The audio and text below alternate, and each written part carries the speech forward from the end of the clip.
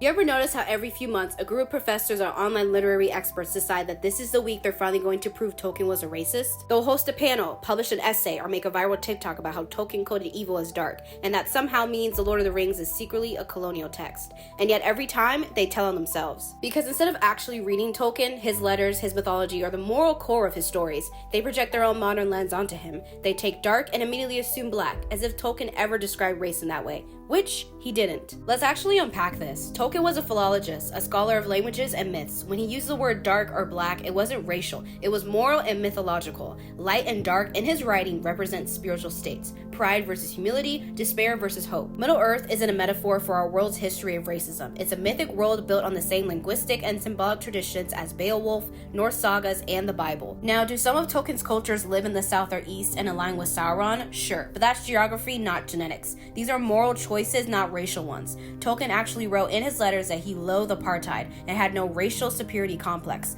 Quite the opposite. He openly criticized Nazi racial theories while others stayed silent. But here's what modern academia does. Instead of examining Tolkien's moral vision, the inner decay that leads to evil, they flatten it. They say if something is described as dark, it must be a comment on skin color. And by doing that, they're the ones radicalizing the text. They're taking something moral, spiritual, and universal and turning it into something biological. That's not progress, that's regression. Tolkien's world was about the corruption of power, not the color of people. Think about the Númenóreans, the greatest of men, destroyed not by skin tone but by pride and envy, or the elves, who are the fairest of all beings, yet capable of immense cruelty when consumed by greed, like Feanor, who literally sparked wars for jewels. Tolkien's commentary wasn't about race, it was about the soul. When modern scholars try to make every dark character black or every moral struggle racial, they're revealing their own assumptions, not Tolkien's intent. They're proving that they can't see morality without skin color, that they can't imagine evil as anything but racial. Tolkien, meanwhile, imagined evil as a corruption of good, and redemption as the humble courage of ordinary people. So maybe the problem isn't Tolkien's supposed racism, maybe the problem is that too many people can't read myth anymore,